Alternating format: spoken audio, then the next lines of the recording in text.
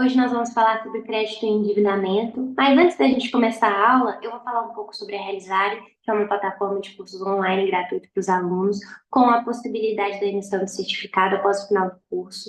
Lembrando que ele não é obrigatório, mas eu sim os aconselho a emiti-lo, porque ele pode ser usado na faculdade para cortar horas optativas, também como mostrar que você tem conhecimento nesse tipo de conteúdo nas redes sociais, no LinkedIn, por exemplo, no seu currículo você pode colocar.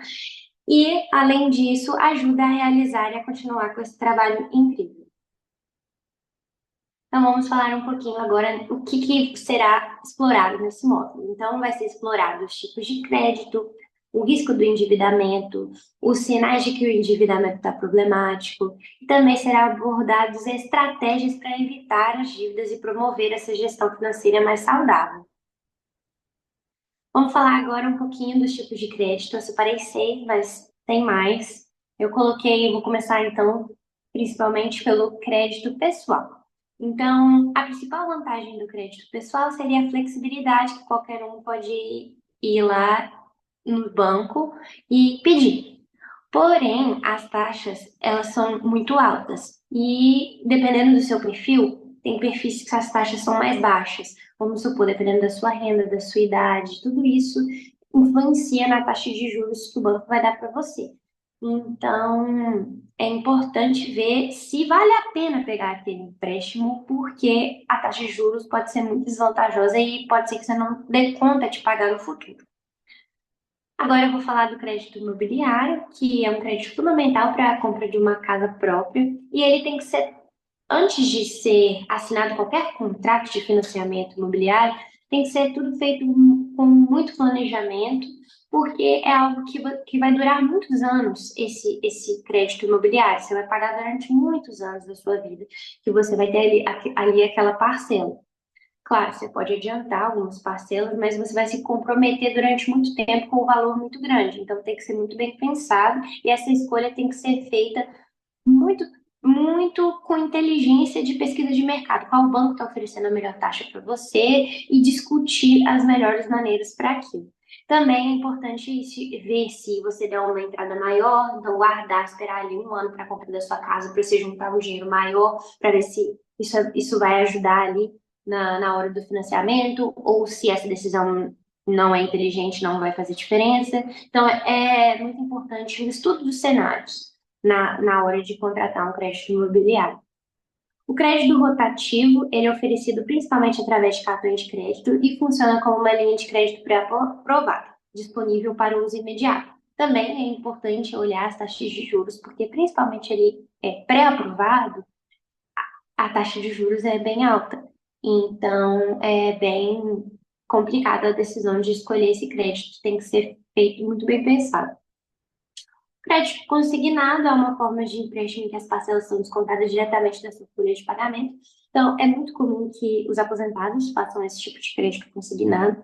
Só que eu aconselho que seja muito bem pensado também, porque pode ser que você pegue um empréstimo X e que vai te comprometer durante um ano com a parcela X. E você acredita que tá tudo bem, você consegue pagar, tá ok. E aí, pode acontecer no futuro algum outro caso que você também precise pegar mais um empréstimo e você ainda não acabou de pagar o empréstimo X. E aí você tem que pagar o X e o Y. E aí quando você vai ver no seu salário, está sendo descontado todo mês o X e o Y e o que está sobrando não está dando para você viver, tá? Você está gastando mais do que você tem. Então é muito complicado. O crédito consignado você tem que ver, como os outros créditos também, né? Tem que ser bem pensado e ver se não está num endividamento ali problemático. A gente vai discutir esses sinais mais para frente também. Temos o crédito para empresas. O crédito para empresas também engloba diversas modalidades de financiamento voltadas ao capital de giro, investimentos em ativos fixos e expansão dos negócios. Então, eu vou dar alguns exemplos. Vamos supor, a empresa que você trabalha quer criar mais um escritório, mais uma filial, e ela quer fazer essa decisão de investimento. E as opções de crédito vão ser variadas e ela tem que ver se esse crédito vai ajudar e está de acordo com o risco do investimento que ela vai ter. Então, é super importante também. Eu vou tirar aqui minha imagem para cima só para eu falar do crédito rural. O crédito rural é destinado, já falo, para o ambiente rural, então ali agricultura, pecuária, então toda decisão ali de equipamento técnico, infraestrutura necessária para a produção rural ali vai ser o crédito rural, caso eles precisem ali de algum maquinário novo na fazenda, alguma coisa que eles precisam de algum crédito, será o crédito rural, que é diferente dos outros. Então falamos aí um pouquinho desses 6 tipos de crédito, então vamos agora falar sobre o custo do crédito. Muitas pessoas, então, assim, acreditam que o custo do crédito é apenas os juros. Que seria os juros? Seria ali o encargo que você vai pagar. Então, vamos supor, você pegou emprestado R$ 3.000 e aí eles te falam a taxa de juros 2%. Seria ali o custo do crédito que você está pegando por esse dinheiro que você vai pagar em parcelas, vai pagar depois. Porém, esse não é o único custo do crédito. Ele tem custos adicionais, como tarifa de manutenção, seguro obrigatório, taxa de abertura da conta, que pode ter. Então, quando você for assinar o contrato ali do empréstimo, você tem que estar muito bem atento se você vai pagar só a taxa de juros ali normal que ele está falando, ou se vai ter outras coisas envolvidas, como isso que a gente acabou de mencionar, o seguro obrigatório, tarifa de manutenção, etc. E pesquisar entre todos os bancos, todas as opções que vocês têm, se essa é a melhor para vocês. Tem a taxa efetiva, que ela considera todos os custos de empréstimo, então ela vai incluir os juros, a taxa de encargo e os outros encargos, então o seguro, etc. A taxa efetiva vai agregar tudo. Então, é uma boa forma de você ver o custo total daquele crédito que você está pagando. Então, se o banco te falou que na taxa efetiva está 5%, o custo desse crédito do dinheiro que você está pagando é 5%. Aí, seja ele mensal, trimestral, anual, o que tiver lá no seu contrato. Como eu mencionei um pouco antes, agora, a comparação de opções é muito importante. Então, antes de contratar qualquer linha de crédito, é importante a comparação entre todas as opções que você tem para ver se aquela que você está fechando é a mais interessante para você. Vamos falar agora um pouquinho sobre os sinais de endividamento problemático. Então, o atraso de pagamento é um deles. Vamos supor, o seu aluguel é todo dia 20 e o seu condomínio é 25. Todo mês você está atrasando, você não está conseguindo pagar, tem alguma coisa errada. E aí, alguma decisão tem que ser feita. Ou o seu pagamento vem posterior a essa data e você não consegue pagar nessa data, aí você tem que renegociar com o seu aluguel, o condomínio, ver se é possível que a data de vencimento seja depois do seu pagamento, coisas assim na sua realidade para você não atrasar esses pagamentos. Se você estiver atrasando por algum outro motivo que não seja, por exemplo, eu recebo no dia 25 e a fatura vence no dia 20, então eu não tenho dinheiro dia 20. Se não for esse cenário, você tem que ver o porquê que você está atrasando. Você está gastando mais do que você tem. Então, tem que ter aí uma decisão do seu orçamento, ver se consegue diminuir um pouco esses gastos para que você consiga pagar nas datas corretas. Aí vem também o uso excessivo do cartão de crédito, quando você gasta mais do que você consegue pagar. Então, chega na hora da fatura e você não tem dinheiro para pagar tudo. Aí você vai lá e parcela a fatura. Só que a parcela do cartão de crédito, os juros é muito alto. Então, você vai virando uma bola de neve, porque você parcela a fatura do mês de janeiro, chega fevereiro, você não dá conta de pagar fevereiro, porque você parcelou janeiro, teve que pagar a parcela de janeiro, aí parcela de fevereiro, aí quando vai ver os juros está assim, você está pagando mais juros do que de fato a fatura. Então, é super, super complicado e importante olhar esse uso aí do cartão de crédito. A solicitação de novos empréstimos ou refinanciamentos frequentes também é outra coisa. Então, vamos supor que você. Eu dei esse exemplo quando eu falei do consignado. Você pegou um empréstimo consignado X. Então, está saindo do seu banco todo mês, quando vence o salário, ele já vem menos esse X. Todo mês. Então, é o seu salário menos X. Não é o seu salário mais, porque você já tem algo ali que você tem que pagar. Aí você não está conseguindo, você precisa de mais dinheiro, você vai lá e pega o Y.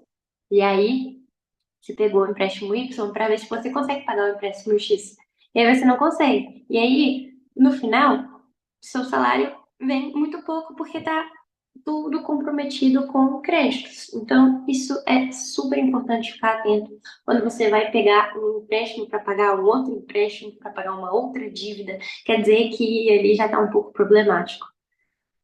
O quarto ponto seria a dificuldade em quitar o cartão de crédito, que vem junto com o 2 quando você está gastando o cartão de crédito demais, você fica com dificuldade de quitar a parcela, e aí começa a financiar essa parcela, dividir ela de várias vezes, e aí os juros ficam muito altos e aí tudo fica uma bola de neve no final. Beleza, agora vamos falar algumas estratégias para evitar essas dívidas e que não fique problemática a situação, do endividamento. Então, mais uma vez, o orçamento pessoal, vou bater na tecla de novo, já devo ter falado isso várias vezes durante o discurso, é super importante ter esse orçamento detalhado, os gastos detalhados, uma estratégia ali do que você vai gastar, qual a meta, quais suas metas você tem para você gastar de acordo para conseguir alcançar suas metas. Então, é super importante você ter detalhado os seus gastos para você ver onde você está gastando mais, onde você pode diminuir e ter ali uma gestão melhor de sua vida financeira. Outra coisa é a priorização dos pagamentos, então estabelecer uma ordem de prioridade para suas contas, focando naquela que é mais essencial e deixando o não essencial para depois, ajuda a evitar a taxa de juros. Então vamos supor que o pagamento da sua faculdade tem um juros maior do que o pagamento do seu condomínio de casa. É um exemplo. Aí os dois vencem no mesmo dia e eu não tenho dinheiro suficiente para pagar os dois.